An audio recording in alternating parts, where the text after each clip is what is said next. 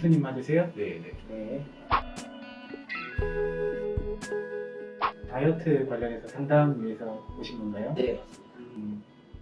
아까 제가 오시기 전에 공복으로 일어나시고 나서 2시간 이후에 측정을 하는 게 제일 정확하다고 말씀을 드렸는데 기억하시나요? 네네. 그 이유가 인바디가 원리 자체가 체내에 수분이 어느 정도 많은지를 좀 이용하는 원리거든요. 네네. 그래서 뭐 음식을 드신다든지 아니면 샤워 그리고 운동을 격하게 하고 난 이후 이럴 때는 인바디 검사가 잘못 측정될 경우가 있어요. 그래서 공복 유지하시고 일어나시고 2시간 이후에 네. 측정을 하셔야 된다고 말씀드린 거고요. 네네. 네.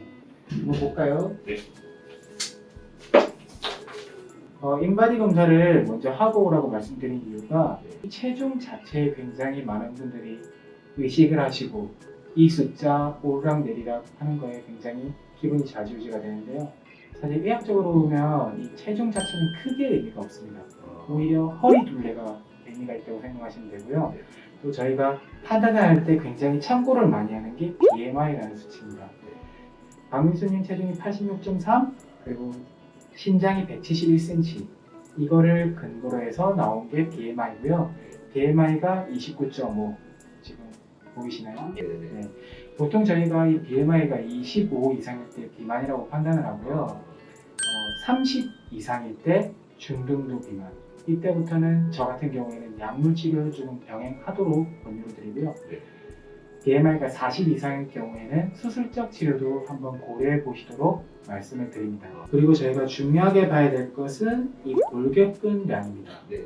33.5 표준 수치에서도 굉장히 상한치에 있고요. 근육량 자체는 꽤 많다고 생각하시면 되세요.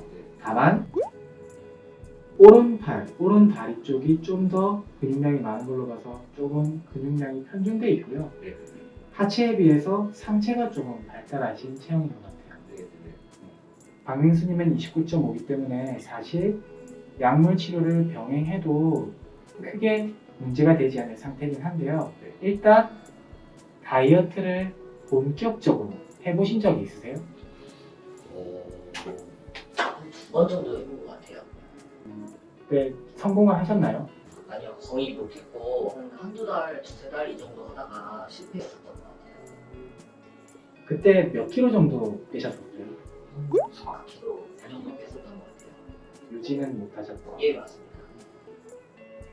그래서 일단은 다이어트를 시도해 본 적이 있긴 하지만 네. 이제 뭔가 성취를 하게 했다고 하기에는 좀 애매한 게 있어서 네. 일단은 먼저 생활 습관부터 조금 교정을 해보고 안 되면 약물 치료를 좀 병행하는 걸 고려해 보면 될 것 같아요. 네네. 보통 식사를 하실 때 좀 어떤 식으로 식사를 하시는 편이세요? 저는 좀 한 끼를 몰아먹게 되는 것 같아요. 네. 그 세 끼를 다 드시기보다는 한 네, 끼를 네. 몰아 드시는 거. 네. 조금 평소에 건강을 생각하시면서 식사를 하시는 편이세요? 아니면은 조금 먹고 싶은 것 위주로 드시는 편이세요? 일단 한 끼 정도 먹다 보니까 건강 생각하기보다 먹고 싶은 거를 맵고짠 거 이런 거좀 먹는 편인 것 같아요. 식단 조절을 해보신 적은 있으세요? 식단 조절을 해본 적은 있는데 거의 실패하고 그랬던 것 같아요. 네. 폭식을 하거나 그런 습관은 잘 없으세요? 하루에 한 끼 정도 먹다 보니까 몰아먹는 편이거든요. 그래서 그 몰아먹다 보니까 평소 먹는 것보다 훨씬 많이 먹게 되거든요. 많이 드시는 편이에요. 네. 조금 최근이라든지 아니면 다이어트 하실 때 좀 기분이 우울해진다든지 네. 좀 기분의 감정 기복이 굉장히 커진다든지 이런 건 없어요? 그 부분도 좀 고민이었었는데 그게 얼마나 심한 건지는 모르겠는데 저는 개인적으로 좀 힘들었거든요. 다이어트 하면서. 그래서 그런 것 때문에 좀 포기하고 실패하고 그렇게 됐었던 것 같아요. 따로 본인이 드시는 식단에 대해서 일지 같은 걸 써보신 적은 없으시고요? 특별히 기록한다든지 그런 거는 해본 적은 없어요. 사실. 자, 운동을 좋아하시는 편이에요? 운동 헬스장 가서 운동하고 그런 거는 거부감은 없어요. 꽤 좋아해요. 열심히 하셨을 때 어느 정도 해보셨어요? 하루에 2시간도 해보고 몇 개월 정도? 한 2-3개월 정도는 그래도 꾸준히 다녔었던 그래도 열심히 하셨네요. 하실 때는 네. 한 일주일에 몇 번 정도 하셨어요? 그래도 한참 갈 때는 3-4번 정도는 갔었던 것 같아요. 보통 가시면 근력 운동 위주로 하세요? 유산소 운동 위주로 하세요? 아, 유산소는 힘들어서 못하겠어가지고 거의 근력을 위주로 했어요. 자, 근력 운동 위주로 하시고 골격근 양 자체는 표준에서 굉장히 상한치이시다. 라고 하시면 되고, 자, 아까 제가 내원하시기 전에 인바디 검사와 같이 시행한 게 CT 검사였죠. 아, 네네네. 자, 그래서 이게 박민수님 CT 사진입니다. 이 초록색으로 보이는 게 바로 피하 지방을 의미하는 거고요. 이 빨간색으로 보이는 게 내장 지방을 의미하는 겁니다. 지금 허리 둘레가 99.2이고요.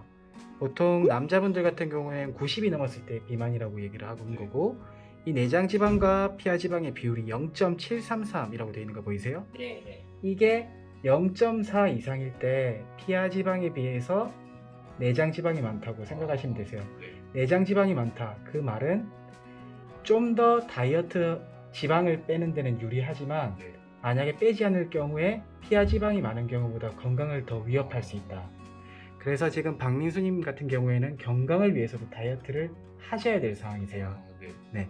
진료 받기 전에 혈액 검사하고 오시라고 말씀을 드렸는데요. 그 이유가 보통 비만에는 여러 가지 원인이 있을 수가 있는데 식이 습관 그리고 운동 부족과 같은 생활 습관뿐만 아니라 예를 들면 갑상선 질환이라든지 이런 신체적으로 어떤 문제가 있을 경우에도 분명히 비만이 유발될 수 있기 때문에 이제 말씀을 드린 거고요. 보시면 갑상선 결과 같은 경우에는 지금 정상 소견으로 특별히 이것과 관련된 문제가 있어 보이진 않고요. 비만으로 인해서 문제가 될 수 있는 것들이 또 당뇨, 고지혈증과 같은 건데 다행히 아직까지 당뇨 수치는 높진 않으시고요.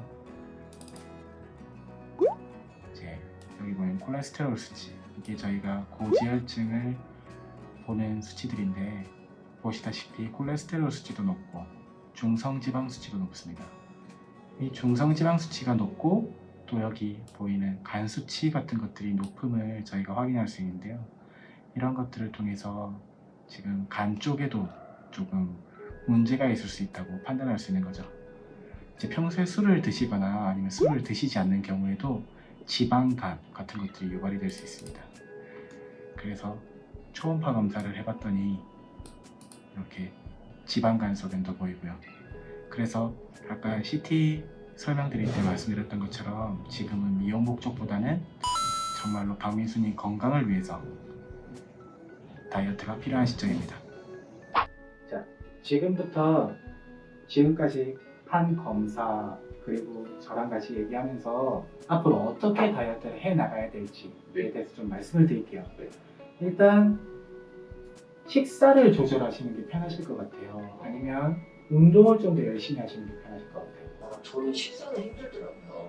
동시에 조절이 되면 굉장히 좋지만 사실 한 번에 이렇게 개선이 되는 게 쉬운 것만은 아니거든요. 일단 식사는 그러면 아까 말씀드린 대로 아침, 점심, 저녁으로 여튼 드시는 것들을 다 일지로 한번 기록해서 다음 진료 때 들고 와보셨으면 좋겠어요. 네. 그리고 다이어트의 기본은 식단이 조절하는 겁니다. 70% 이상은 식단이 좌지우지하는 건데요. 한 가지 음식을 못 먹는 원푸드 다이어트 이런 것들은 절대 하지 않으셔야 되고요. 지금은 여러 가지 방법이 있지만 결국의 핵심은 적게 먹는 거거든요. 소식이 핵심이에요. 근데 원래 드시는 스타일 그리고 가지고 계신 직업들을 고려해봤을 때 하루에 3끼를 먹는 것보다는 오히려 한 끼를 조금 관리해서 먹는 간헐적 단식 같은 것들이 굉장히 잘 맞을 가능성이 있는 것 같아요. 네, 다른 분들 같은 경우에는 고지방 저탄수화물 다이어트가 맞는 분들도 계시고요. 집에서 주로 생활하시는 주부분들 같은 경우에는 오히려 굶고 이런 것들이 굉장히 고통스러울 수 있단 말이죠. 그분들 같은 경우에는 하루 3끼는 다 챙겨 먹되 기준치보다 소량씩 이런 식으로 먹는 걸 권장을 드립니다. 일단 박민수님은 일지를 써오시는 것부터 해서 그 이후에 간헐적 단식을 할 가능성 정도 제가 말씀을 드리고요. 운동 같은 경우에 열심히 하시기로 했죠. 아까 인바디 설명할 때 말씀드렸지만 네. 내장 지방이 많다고 했잖아요. 네, 네, 내장 지방은 운동의 효과는 커요. 이거를 다만 놔두게 될 경우에 건강을 굉장히 위협할 수 있습니다. 아까 혈액 수치를 봤을 때도 그것들을 종합적으로 봤을 때 더더욱 그러고요. 근육 운동보다는 네. 유산소 운동을 하시는 게 훨씬 더 효율적입니다. 박민수님은. 그래서 일주일에 3회 이상, 30분 이상 유산소 운동을 하기를 권장드리고요. 물론 시간적 여건만 된다면 근육 운동 충분히 해주시고 네. 유산소 운동을 마무리해 주시면 좋은데 여건이 되지 않는다면 유산소 운동 위주로 네. 해야 된다는 걸 꼭 기억하시고요. 네. 다음 진료 때 일지 써오는 것, 네. 운동 주 3회 이상 30분 이상 하는 거 해보시고 나서 결과를 보고 약물을 처방을 할지 안 할지에 대해서 조금 의논을 해보도록 하겠습니다. 아, 네, 알겠습니다. 혹시 궁금한 거 있으세요? 제가 항상 다이어트를 할 때 실패했었던 이유가 다이어트를 처음에는 의지 있게 해요.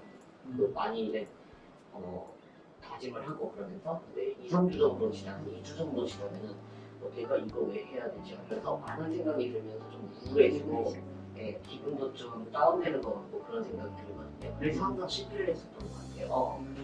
또 이런 부분을 해결하지 않으면 또 반복될 것 같아서 좀 이 부분에 대해서 좀 여쭤보고 싶어요. 가족이라든지 주변 친구분들이 맛있는 거 먹자고 이렇게 유혹을 하거나 아니면 환경적으로 그런 방해 요소 말고 네, 네. 본인이 스스로 조금 우울해지고 그런 네, 것들이 네, 있는 거예요. 폭식도 하시고. 네, 네. 사실 조금 경과를 지켜봐야겠지만 이번에 저랑 같이 다이어트를 하시면서 만약에 그런 기분적인 것들이 영향을 미치게 될 경우에는 같이 정신건강의학과 진료도 보면서 하시는 게 도움이 될 수 있을 것 같아요. 아 그래요? 왜냐하면 생활습관 교정, 약물 치료, 수술적 치료 이런 것들을 아무리 하더라도 내재적으로 기분과 관련된 것들이 있다면 다이어트는 실패하기가 굉장히 쉽습니다. 네. 다이어트는 한 번 성공하는 게 중요한 게 아니고 그걸 그대로 유지를 하는 게 훨씬 더 중요하거든요. 네, 네. 그 유지를 하는데 굉장히 방해 요소가 되는 것들이 바로 그 기분과 관련된 것들이거든요. 그래서 만약에 필요할 경우에는 그런 진료도 할 수 있다 정도 기억해 주시면 될 것 같아요. 아 네 알겠습니다. 다음 진료 때까지 저랑 한 약속 꼭 상기해서 잘 지키고 오십시오. 네 알겠습니다. 감사합니다. 네.